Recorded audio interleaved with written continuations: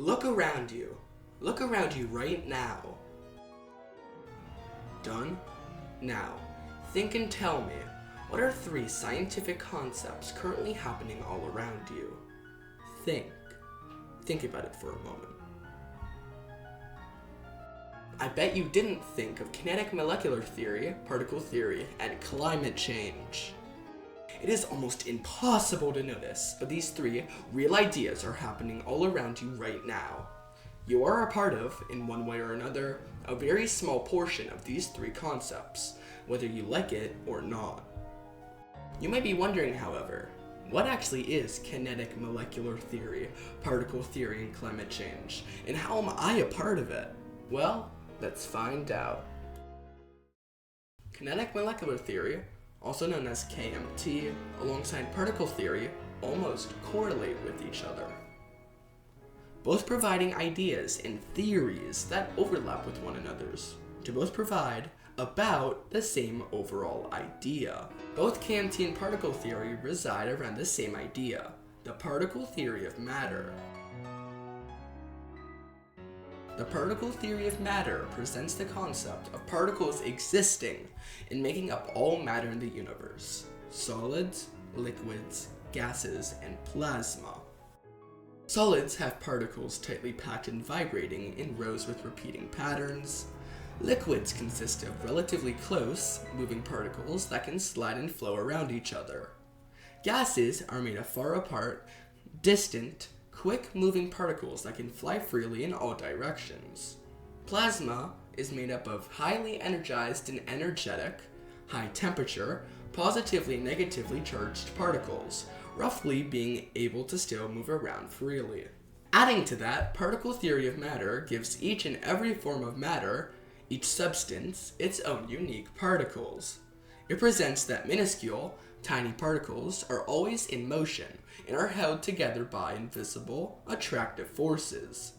It also shows that atoms and molecules are pretty much the same as particles, aside from some very small differences.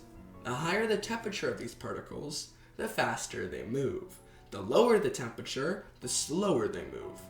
Their attractive forces can weaken and strengthen depending on what temperature the particles are at. The higher the temperature of a substance, the more energy its particles have.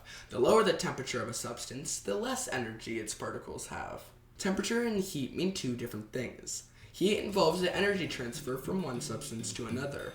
Temperature is a quantity that is a measurement, used to express hot or cold. To fully understand climate change, we must first go over what heat transfer is. Heat transfer is the term used to describe the transfer of heat from one object to another. There are 3 types of heat transfer. Conduction, which means the transfer of heat from direct contact. Convection, the transfer of heat through fluids. Hot fluids rise, cold fluids fall/sink. And then finally radiation, the transfer of heat with no direct contact. In addition to heat transfer, and to fully understand what climate change is, we must also understand specific heat capacity. Specific heat capacity is the amount of energy needed to increase the temperature of a substance by 1 degree Celsius. Now, we can fully understand what climate change is. Climate change involves many key points.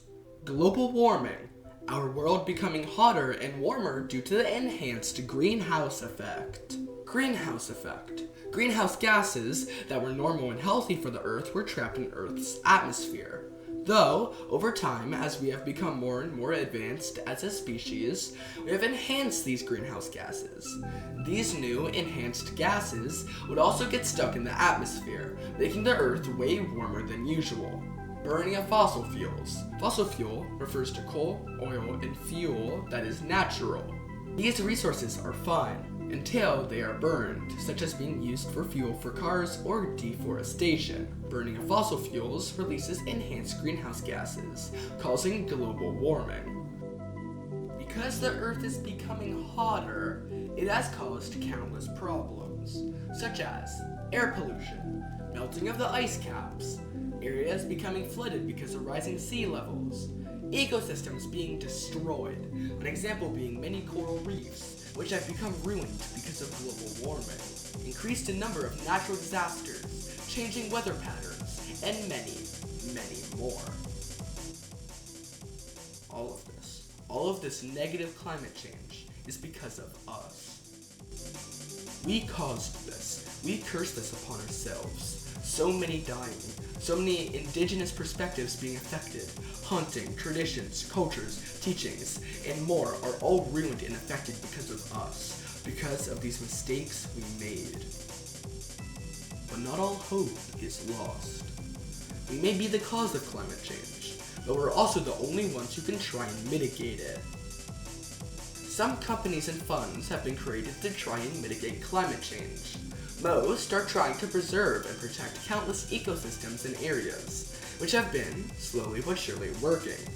Indigenous people have been helping as well.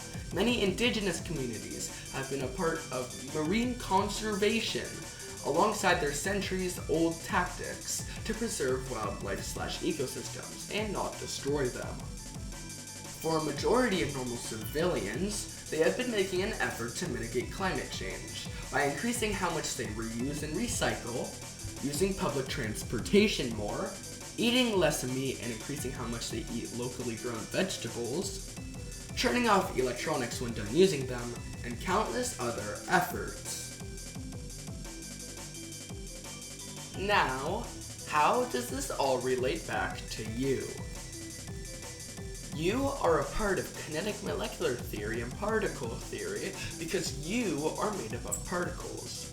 You are a part of climate change because you almost guarantee, some way or another, do something that contributes to climate change and creates enhanced greenhouse gases. That's not all though. You can also make a difference. We all have to make a difference against climate change. We have to change. We have to save our Earth before it's too late.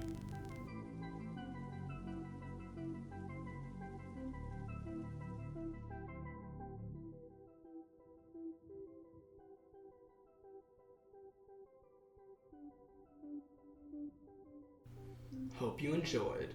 Thanks for watching. This was kinetic molecular theory, particle theory, and climate change explained in Minecraft.